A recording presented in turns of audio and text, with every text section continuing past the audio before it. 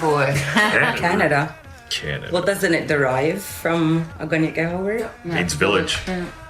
As Indigenous people, we are used to our stories getting a little twisted. So listen up as we set the record straight.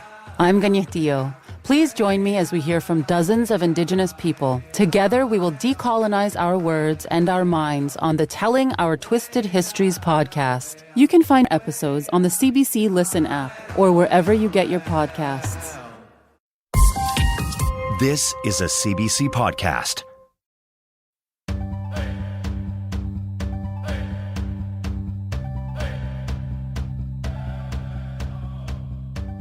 This is Unreserved. I'm Phelan Johnson. We have an exciting new season for you.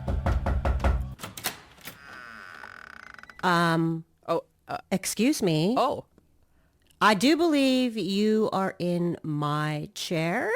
Rosanna, hi. Hi. You're back.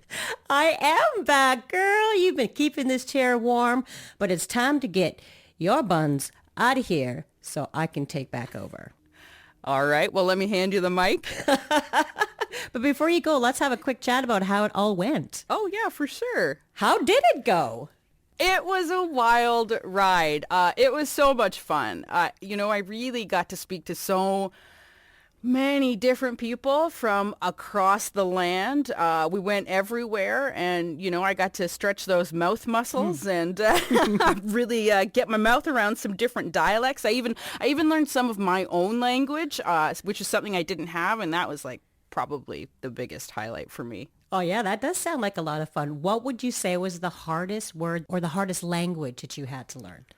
Oh, boy. Well, I interviewed Terry Uyuruk when he was nominated for Best Indigenous Artist of the Year for the Junos. We did an interview, and I really wanted to make sure that I got some of his language right. So I think, what was the album? Let me see if I can remember. Nunuktua Isulignanyani was the name of the album. Wow. And I really worked hard to get that. So I hopefully I didn't mess it up this time. I feel you, sister, because for me it was a lot of West Coast. Of course, Inuktitut is very difficult to say sometimes. Yes. And Kwakwaka'wakw. You know how it took me so long to say Kwakwaka'wakw? I was always adding in an extra kwa. The clause just never ended. It's crazy. I know, and I always think Anishinaabe is like just the easiest one to read off the page. I'm always like, oh yeah, Anishinaabe Moan, great, got it. And in terms of conversations you had, what was your most, would you say, memorable? I mean, I had a lovely conversation with Michael Grey Eyes, which I thought was like, it was really fun because it felt like it was right before Rutherford Falls came out. So right on the edge of him really blowing up for a lot of people. I think in Indigenous country, we've all known him for years, right? Everybody knows him. Gooch. My stepmom my stepmom still talks about seeing him in the Rez Sisters years ago as a dancer, and she thinks he's just, fine. Don't tell my dad. She thinks he's very fine. He is fine. I was so jealous of you. I'm sure he'll come back and talk anytime, Rosanna. I am sure. And it doesn't seem like his career is slowing down at any point. Well, that's good news for me. I look forward to that conversation. Were you nervous at all? Do you have any moments where you're like, I'm going to have a heart attack right now?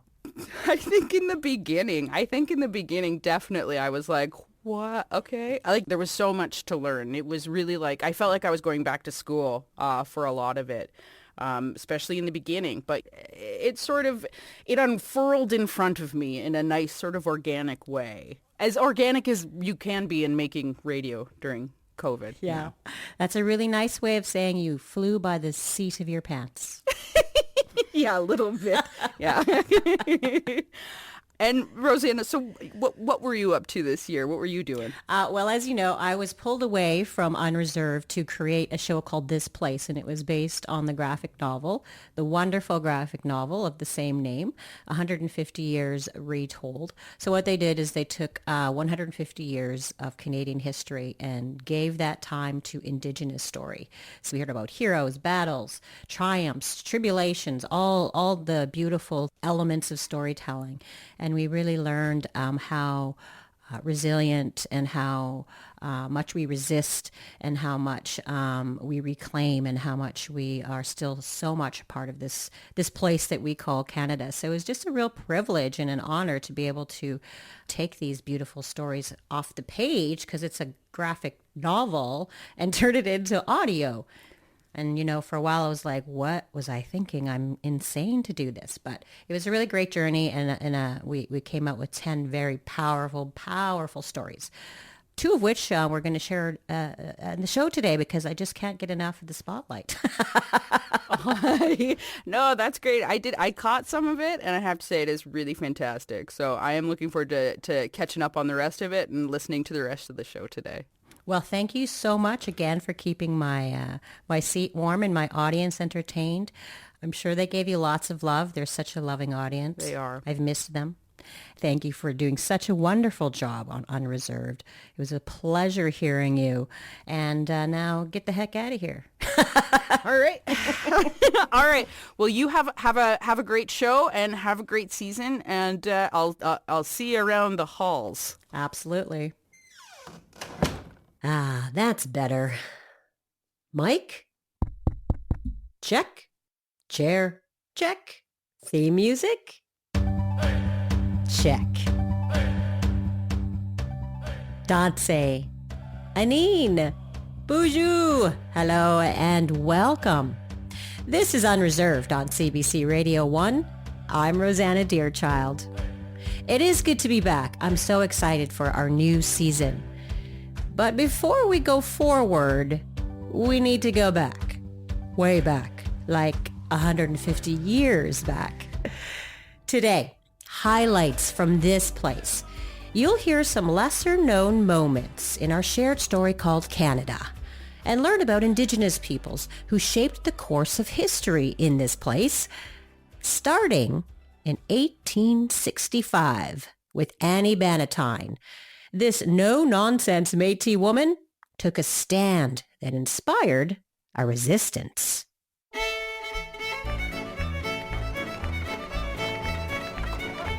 Bonjour, comment ça va? Dansez! Bonjour, Annie. It's October 1868. Canada is 1 year old. Manitoba is still 2 years from becoming part of the Dominion, and what is now Winnipeg is still Red River. Built up from the muddy waters of the Red and Assiniboine rivers, the Red River settlement is the gateway to the west, and to Indigenous people, the heart of Turtle Island. Horse-drawn carriages and Red River carts with squeaky wheels vie for room on dirt roads. Scottish, English, and French traders and settlers mix with First Nations and Métis peoples. Annie, a Métis woman, and her husband, Andrew Bannatyne, own a shop here in Red River. They often stroll the settlement's main street.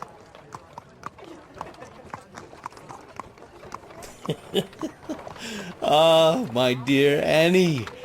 The newcomers are nothing to worry about. They're just young men seeking adventure.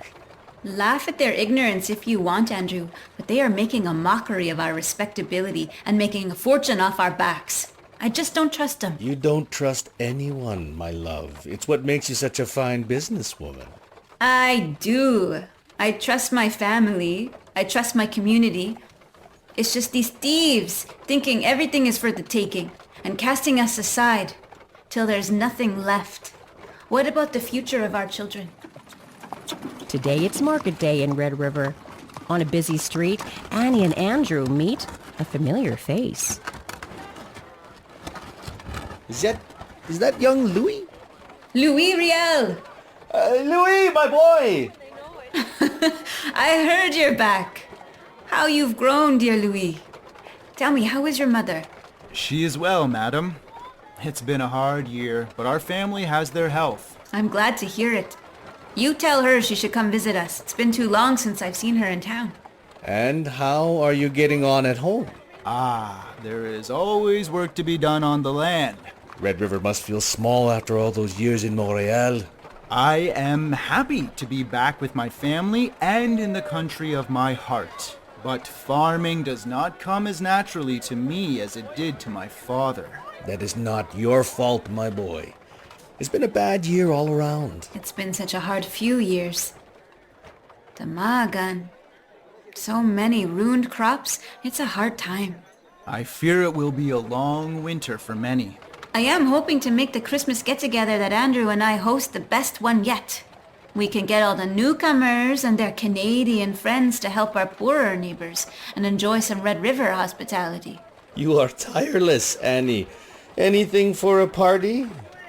Well, we need to do what we can for one another. Things can't go on like they have been, that's for sure. Did you hear about that road? They're building all the way from Lake of the Woods to here. Maybe that will mean good-paying jobs so that our young men can support their families. They're bringing in Canadians from Ottawa to do that work. I fear there won't be many opportunities for our local boys. A sign of things to come, I think. More Canadians immigrate here every day. Now that Confederation has taken hold in the East, Prime Minister MacDonald's sights are set on us here in the Northwest. He won't stop. Not until he gets his railway, that's for certain. We may not be Canadians, but we are Otipa-Misawak, the people who command themselves. We are also Métis, madam. No more than savages to some. Time might come when we need more than hope, dear lady. But we've been here a long time. Kayas, generations.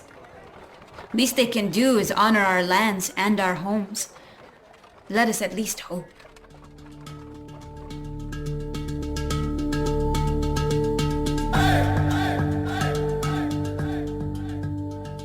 You're listening to Unreserved on CBC Radio 1, Sirius XM, and Native Voice 1. Today, we're playing highlights of This Place, a CBC podcast based on the graphic novel. Annie of Red River is about a formidable Métis woman who was the muse for Louis Riel's resistance. It's November 1868. Charles Mayer, paymaster for the road build, has arrived from Ontario. He is loud, cocky, and racist. He and his Canada First crowd draw Annie's ire. Andrew assures her that the newcomers will get in line, but Annie laments that they mock the Métis and are nothing but trouble. She would soon be proven right. From the desk of Charles Mayer. An account of the half-breeds of Red River. After staying at the Dutchman's Hotel, I couldn't stand it any longer and headed to Dr. Schultz for a few days.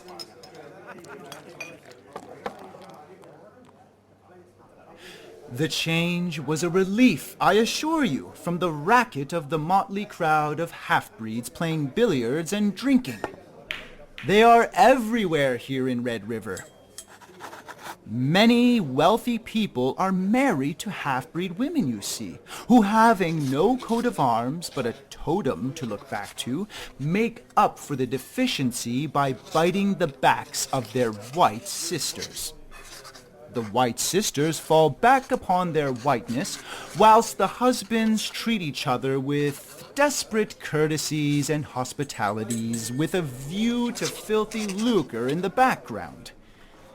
The country is great, inexhaustible, inconceivably rich. Farming here is a pleasure. There is no till in it, and all who do farm are comfortable and some wealthy.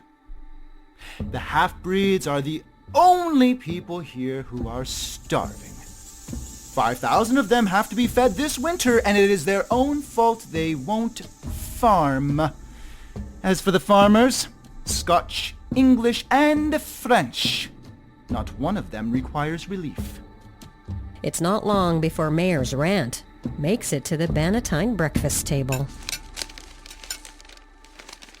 The half-breeds are the only people here who are starving. 5,000 of them have to be fed this winter, and it is their own fault they won't farm. As for the farmers, Scotch, English, French, not one of them requires relief. Hi. That doesn't sound like light breakfast reading, Annie. This is from an op-ed published back east. Such damn lies. Who does this Charles Mayer think he is anyways? Just a young man trying to make a name for himself is all. It's nonsense. Meaningless. It is not meaningless. This is in the Toronto Daily Globe. A city of over 50,000 people who will have to take his word about us. Those Canada First boys. They have no real power. So they resort to petty troublemaking. I won't stand for it. No one can possibly take him seriously. The Canadians will. They don't know us. They will think this drivel is true. Then they will come here in droves. Is this what they think of us? Is this how it's going to be? I won't have it. What will you do, Annie? I'll be at our store. When Mayor comes in, I'll show him what happens when you tell lies about the Métis.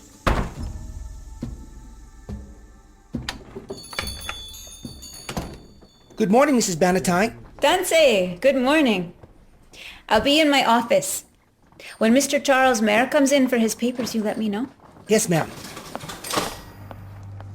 Annie knows Mayer's words will have consequences.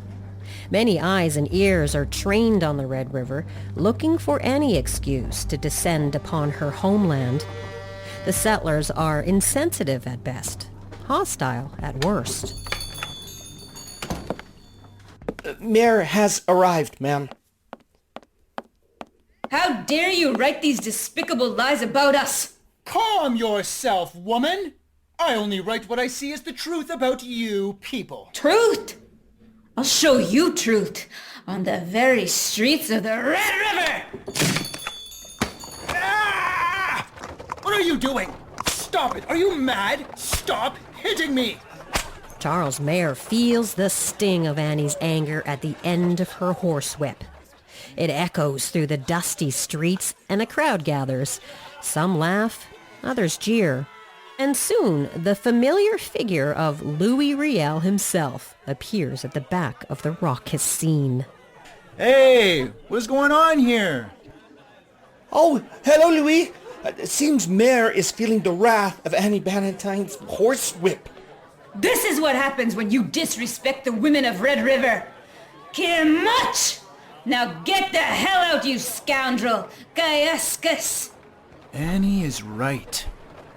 How dare that man speak about the Métis this way? Perhaps I was destined to return to Red River after all. I have much to do and more to learn to help my people.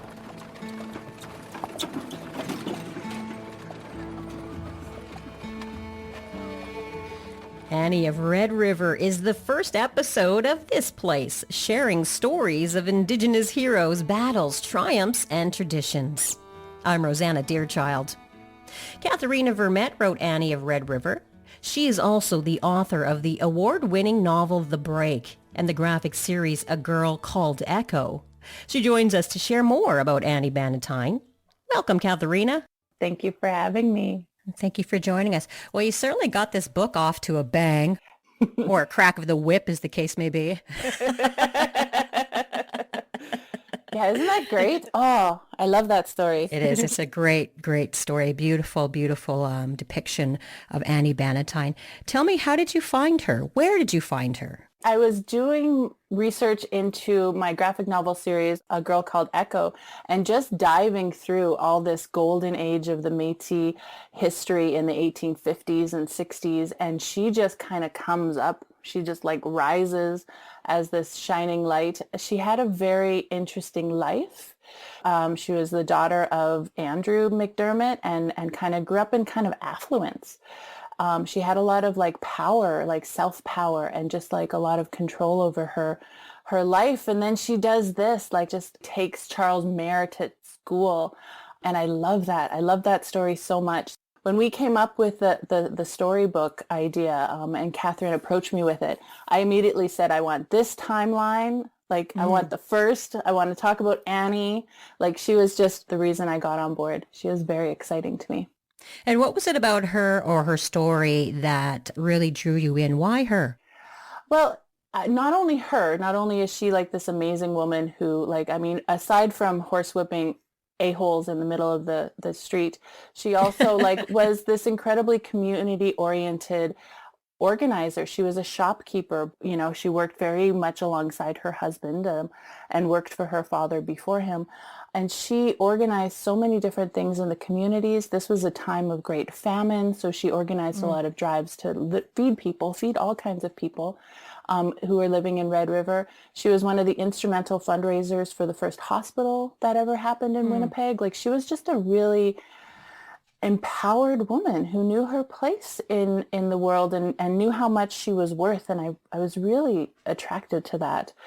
I also really loved that she represented Métis people in Red River, pre-Canada coming in, where it was really known as the golden age of Métis history. Like, 3/4 of the population of Red River at the time was Métis. We were not only the majority, but we were in control of a lot of things. I like that she represented that time, you know, in such a great way. And she was just this kick-ass auntie.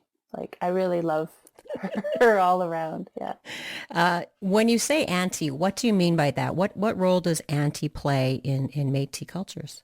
I really think of auntie, and I mean, everybody has a different definition of auntie. For me, an auntie is a person who is, you know, an older woman, probably, you know, we were all Catholic over there, so she was probably a biological aunt to many, many little kids. But also, she is just a general auntie to the community. An auntie is someone who takes care of you. An auntie is someone who you give respect. And one of the things I made sure that I really wanted to put in the story is that she was an auntie, like a community auntie like this, to Louis Riel. And I think she definitely influenced him and what happened shortly thereafter. Mm-hmm. Now, the Exchange District in Winnipeg is, of course, a national historic site these days, with terracotta heritage buildings and warehouses and hip restaurants and boutiques. But take us back to 1868. I know you did a lot of research in what the Red River settlement would have looked like in those days. Can you paint us a picture? From what I understand, and I always feel like history is incredibly overwhelming, so I feel like I have a tiny little snapshot of a very big whole. Main Street was basically where Main Street is now, only of course it was a big, large dirt road. The center point of the entire settlement was Fort Garry, which was at the end of Main Street, along the river, so kind of where Broadway and Main Street are now. It was kind of the opening corner of the fort, which was huge and went over what is several city blocks now. Back when this happened, the Bannatyne store was roughly around where Bannatyne Avenue is now, which is really the heart of what is the Exchange District now. And this happened on shopping day. So this was when everyone kind of came in. You know, it was just this bustling community. There wasn't any bridges at the time, but there was a lot of ferries that were ferried over. You know, people probably pulled up on their canoes. There was tons of wagons, Red River carts. So like, you know, those squeaky wheels were probably heard all over. And they were so loud. Those wheels are so loud. Lots of horses, you know, kind of going here and there. And a lot of the people that came for shopping day didn't live very close. Anyone who, you know, wasn't all that well off lived quite far away by comparison. So over the river in St. Boniface or north towards like Seven Oaks area. So yeah, it was just like there was a few stores, a lot of like brick buildings.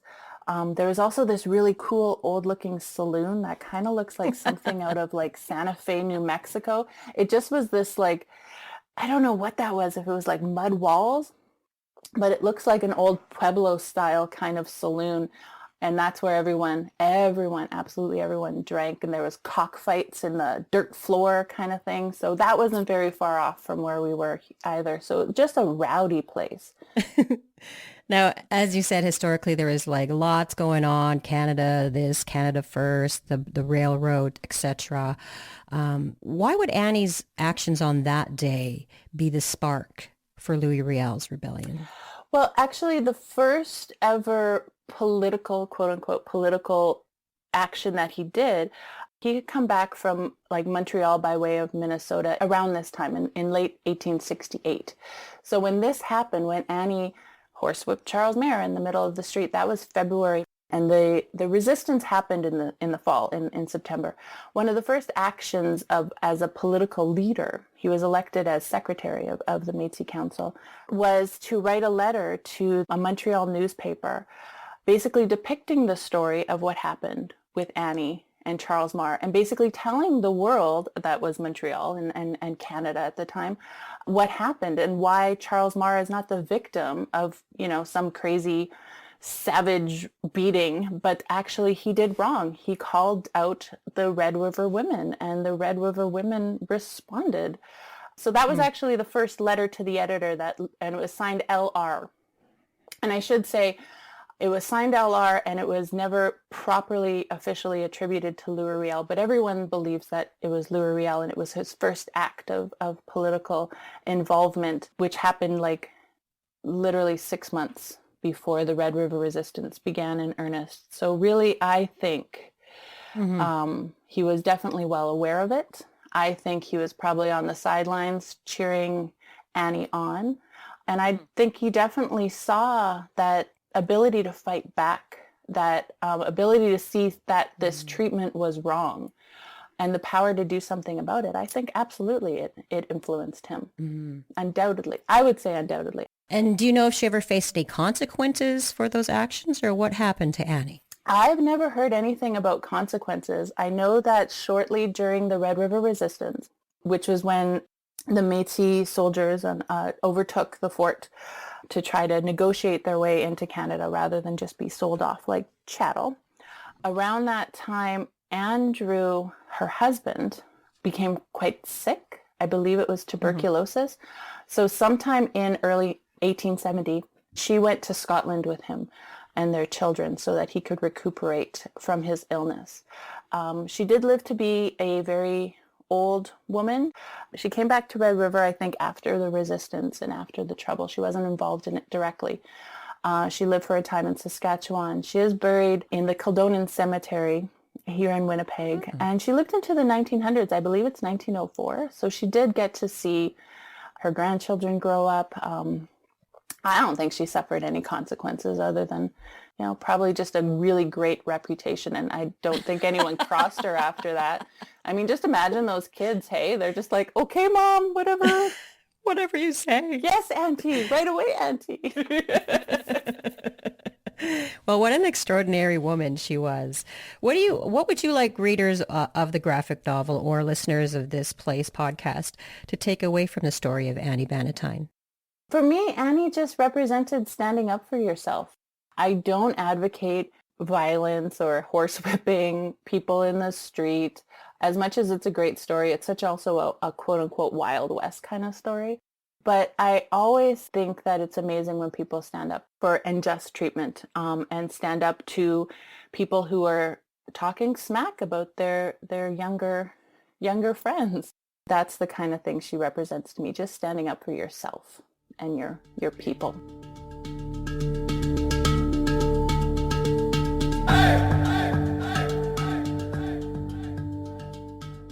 Katherena Vermette is the author of Annie of Red River. The story, with illustrations by Scott B. Henderson and colors by Donovan Yashuk, is included in the anthology This Place, 150 Years Retold, published by Portage and Main Press Limited and used under license by the CBC. The story Annie of Red River was adapted for radio by Rosanna Deerchild. Those scenes came to life thanks to actors Sheldon Alter, Chris Mazzocchi, and PJ Prudat. I'm Jeremy Ratt. I'm half Indigenous and half white. Pieces is an all-new CBC British Columbia original podcast. This is a story of being stuck between two worlds, and not really fitting in with either of them. So because I don't have darker skin or long brown hair, that therefore I was not Indigenous. You don't have to be a residential school survivor yourself to be traumatized by residential school. Pieces. Listen to it now, wherever you get your podcasts.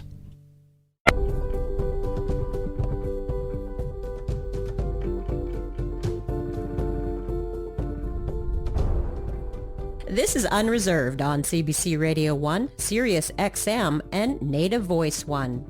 You can also find us on the CBC Listen app and wherever you get your favorite podcasts.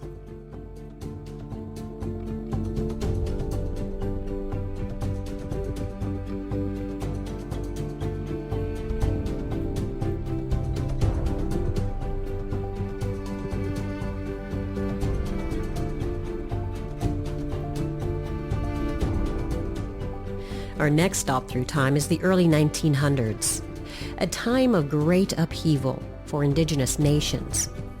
Red Clouds is the story of Wahsakapeequay, who was possessed by the Windigo, a hungry and greedy spirit. This one really gave me the chills. The story is set deep in the boreal forest of northwestern Ontario. The Oji-Cree people still lived by their own laws and customs then, but that too would change.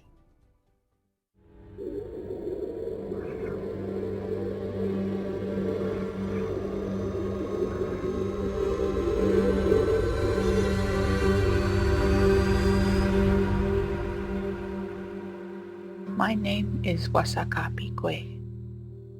The Ogimau, the chief, is known as Oji-Cree, the man who stands in the southern sky.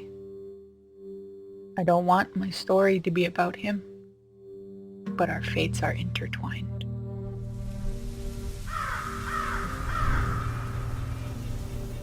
It's the early 1900s. Canada is negotiating treaties with First Nations, which will forever disrupt Indigenous way of life. Deep in the boreal forest of northwestern Ontario, the Oji-Cree people still live by their own laws and customs.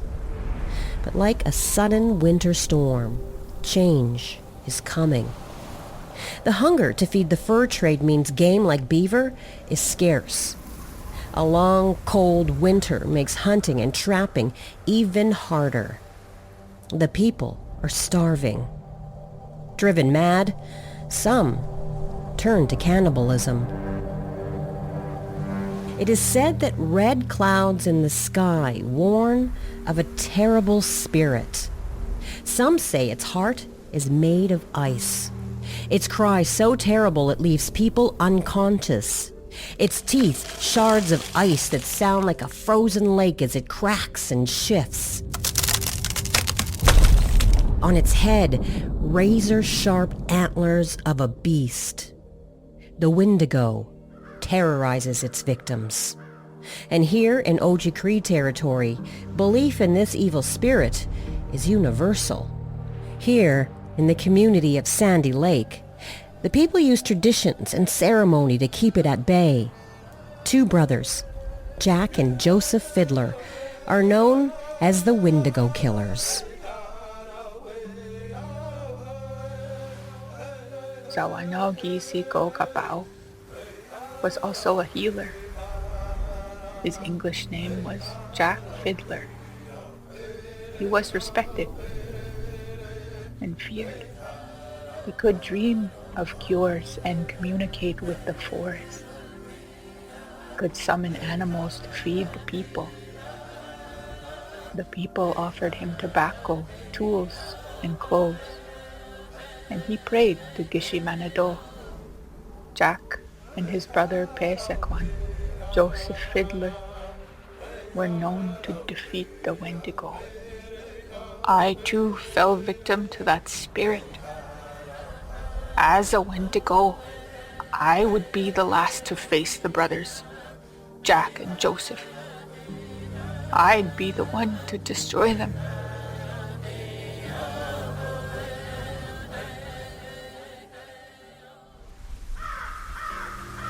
Before I became the white-eyed Windigo, I was Wahsakapeequay. This is my story. Our community was starving. My husband, Ninabem, and I took our son out into the bush to try and fend for ourselves. But there was nothing of substance to feed us. It's been weeks of eating pine bark and old leather. We should return to the long houses. No, Wahsakapeequay. There's nothing there but other hungry mouths until spring. Our child is going to die. I will check the snares one more time. There was nothing in the snares. Weak from no food, he fell and hit his head. He died, leaving me and my son alone. It was then that the red clouds rolled in, bringing with them the vicious spirit of the Windigo. The pain of losing Ninabem and the hunger I feel eating me from the inside out is nothing compared to the icy breath that whispers in my ear. I will help you. Help you. Take your knife. Feed yourself. I feel the spirit of the Wendigo enter my body and taste the flesh of my dead husband. With newfound strength, Wahsakapeequay and her son make it back to the village. The dogs growl and snarl as she walks by, recognizing what she has become. Community members whisper that something is just not quite right about her. But following their custom, Wahsakapeequay is soon remarried to Thomas Fiddler, the nephew of Zawano Gizigo Gabo, the Windigo killer. Winter turned into spring. Spring turned into summer. I tried to hide the spirit causing my sickness, but it was getting harder. Look at them, Wahsakapeequay. Your people, they are weak. They will all be dead soon. The Windigo is relentless, terrorizing Wahsakapeequay day and night. Slowly, it takes over what spirit she had left.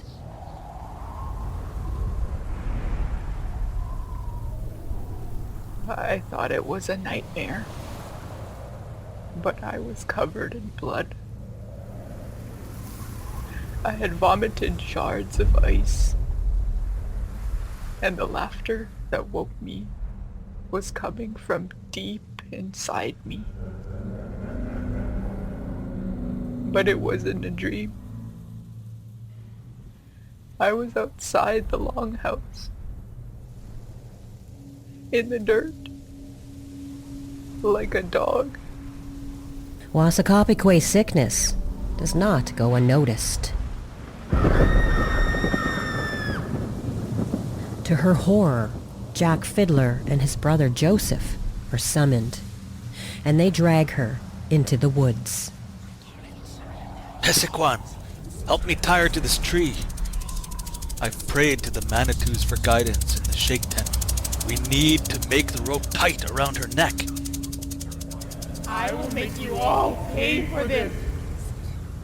I will make you suffer for generations. Rumors of what the Fiddler brothers are doing reach the attention of the RCMP. They hear the brothers are murdering anyone who is feverish or delirious. They practice black magic and have killed 14 people, including Wahsakapeequay. Jack Fiddler, Joseph Fiddler. I represent the king, the great father. You have been accused of murder. We will hold a trial at Norway House so that you can defend yourself. I haven't killed any human. I only do work the community needs. Jack Fiddler carefully explains that they never take a human life, that the work they do is for the safety of the community and done within the laws and customs of the people. But their words fall on deaf ears. The police promise the brothers will get a fair trial, But fairness in the white man's law is in short supply. In September 1907, the Windigo killers are jailed.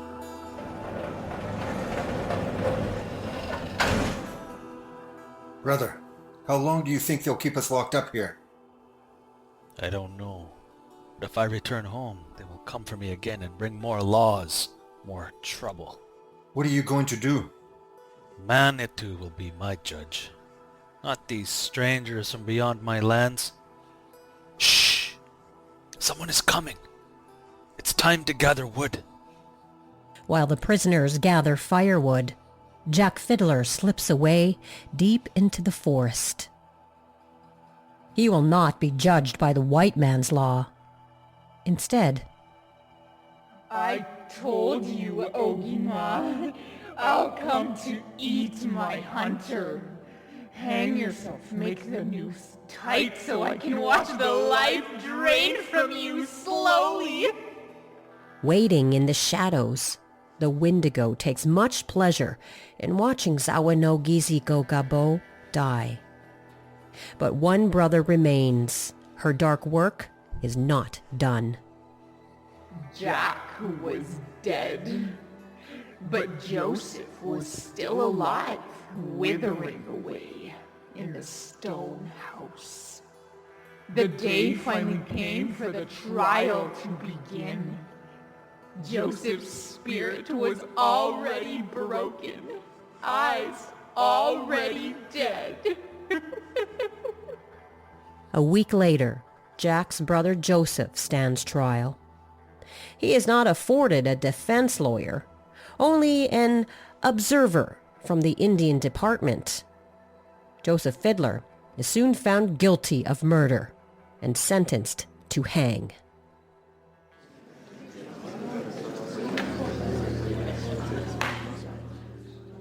Who is the witness to this murder? Minawapawin. The whites call him Norman Ray. Norman. Who was it that took the rope and strangled the woman? Jack, and his brother, Joseph Fiddler. What became of her body after that? I dug the grave and put birch bark in the bottom. Then I got sticks and put them across the body and more birch bark on top of the body. I put earth on it. Joseph Fiddler, you have been found guilty of this crime. The law does not permit me to exhibit any mercy toward you. What the law forbids, no pagan belief can justify. You will be hanged from the neck until you are dead, and may God have mercy on your soul. How does your law find the difference between a murderer and a death sentence here? How is a death sentence different from what we did? Joseph Fiddler is locked away in Stony Mountain Institution, where he becomes very ill. He has little chance of surviving another winter here, and so pleads for his life. Manitou, if you let me go back to my place, I will teach my family and the people the white man's law. I am sick now and can't walk, but I think I will live if you let me go home. But freedom comes too late.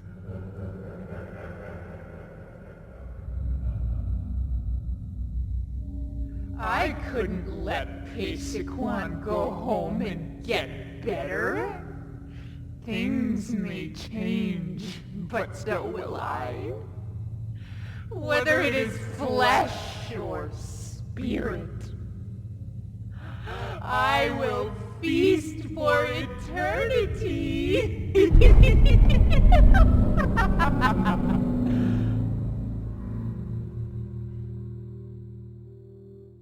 In 1909, Joseph Fiddler died from sickness before he could be hanged.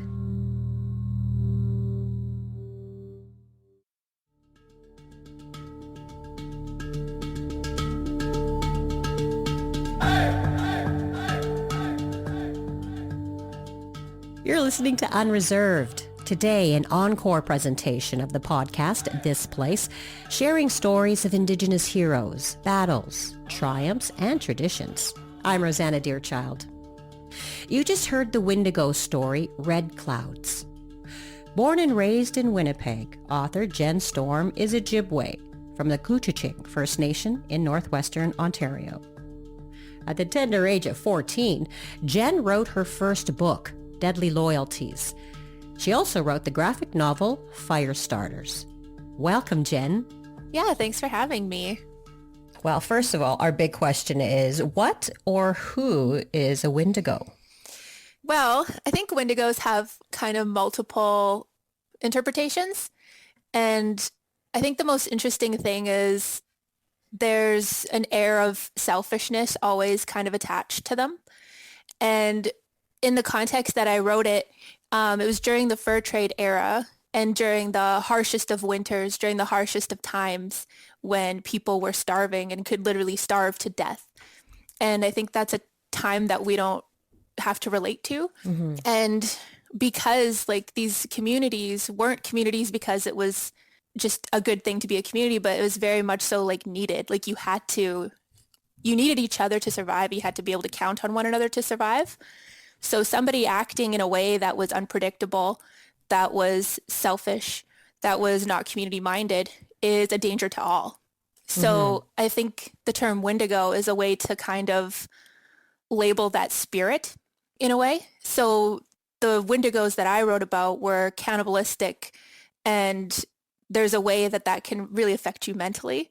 But I also believe that in today's society that we don't have those kind of Windigos, but that spirit is very much still alive in our society and might even be more prevalent in the society we are in today, because the way we operate now is so individualistic, and it's just the way that society has become. And it's like almost a struggle to keep root with community and still be successful. They're the one kind of story we have or like warning we have that's not just a standalone spirit. It's a spirit that needs humans in order to manifest. And so Windigos are human by nature, but they have this ugly spirit attached to them. And that's the part I think is really kind of interesting about them, is that the humanity of it all, I guess. Now, the character Wasa, she is based on an actual person. Tell us about this person. There's not much said about her, to be honest. Like, in the book, which I brought with me, Killing the Shaman, and it was a story about people from Sandy Lake and how they kind of have come to know the Canadian justice system mainly is the point of the story. But the undercurrent of it is very cultural and talking about how cultures are very different from one another, all those things. But this woman, there was not much said about her other than she was the last Windigo to be killed by Jack Fiddler, and the one that he went to prison for. So why then did you want to tell Wasa's story? What was it about her situation that drew you? Her point of view to me, because James Stevenson and Thomas Fiddler told this story very well from the male perspective. And it's a story that's already been told. You know what I mean? So I didn't want to retell a story from the same perspective, for one. But also I believe that we've all realized that female voice is missing from history. Indigenous female voice is missing almost entirely. And in a lot of cases, like even as I was reading through books and like online, like a lot of times they don't even name women that are photographed or referred to. Like you don't know much about them at all, like what their clan is, what their quotes are, what their individuality is. It's kind of like, here's a group of Ojibwe women from Northern Plains. Insert, like, you know what I mean? And then but the men had more of a voice because they were representing, right? Which is unfortunate for everyone that no one asked women, but that happened to be the case. So I found it important to use female voice in this retelling, but also I wanted to use the Wendigo's perspective because it's always missing. We, like, even in our own stories, it best serves to villainize Wendigos because we're trying to warn against terrible behavior, and we're trying to warn against anything that's anti-society or something that's like anti your fellow man, because that's against our survival. So we villainize Windigos. Non-Indigenous people villainize Windigos, obviously. Like everyone was on the same page about Windigos. But because Windigos are born human, I was kind of like, well, there's a story there too, right? Like they don't start off that way, usually. You're not born that way, usually. So that's why I kind of wanted to take the Windigo perspective, because they've been so villainized. What comment or lesson are you making about the justice system and how it has treated Indigenous cultural beliefs like this one? Justice serves the community it is built in. When Canada was down here building their own laws for, settler life and all those other things, and what makes sense to them in a very large community, and they go up north, or they hear word come down from up north being like, hey, like, this old chief is killing people in his community. We should probably do something. And they're like, oh, like, holy crap, we should go up there and do something. Like, we need to save these people from themselves. Like, this is insane. And it's just like this whole perspective is different because you're coming from a totally different worldview, and you're coming from a different life, and you don't understand, like, that even that part I said earlier about, if somebody's unpredictable, if somebody's acting selfishly, if somebody is, trying to eat grandma, you probably need to stop them. Yes, I would recommend it also. Yeah. So like, let's say you're out in the middle of, the bush where like there's not really that many neighbors. Like like everyone's got their own justice system. Everyone has their own society, including us now as Canada. We have our own justice. We have our own society. We have our own rules and social norms and expectations.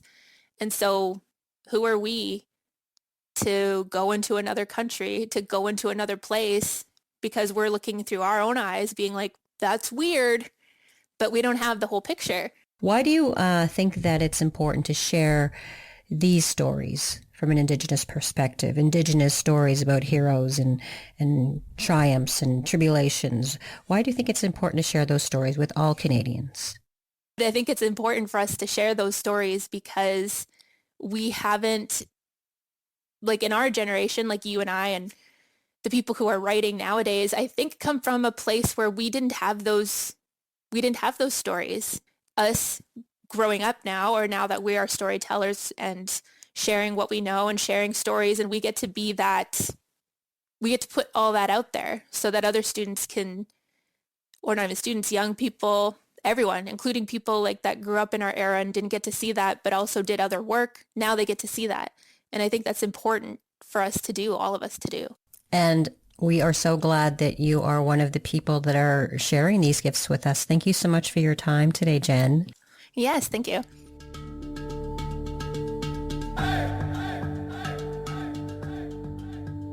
Jen Storm is the author of Red Clouds. The story, with illustrations and colors by Natasha Donovan, is included in the anthology This Place, 150 Years Retold, published by Portage and Main Press Limited and used under license by CBC. Red Clouds was adapted for radio by Jackie Black. Both episodes of This Place you heard today were produced by Eva Grant, Braden Alexander, Jackie Black, and me, Rosanna Deerchild. Special thanks to Native Earth Performing Arts and the actors who brought Wahsakapeequay's story to life. Darla Contois, David Deliri, Kevin Loring, Marcel Petit, and James Smith.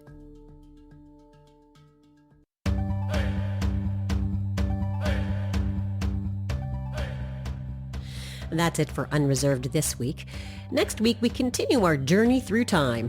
Nimki by Katherena Dam is a powerful story of two Anishinaabe foster children and the First Nation who broke the child welfare cycle.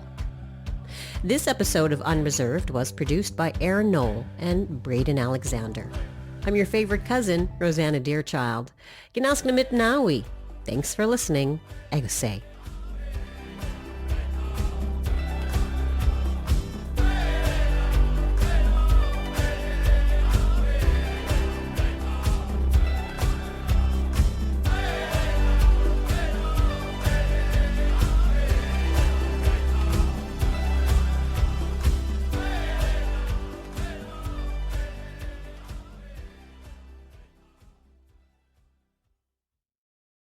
For more CBC podcasts, go to cbc.ca/podcasts.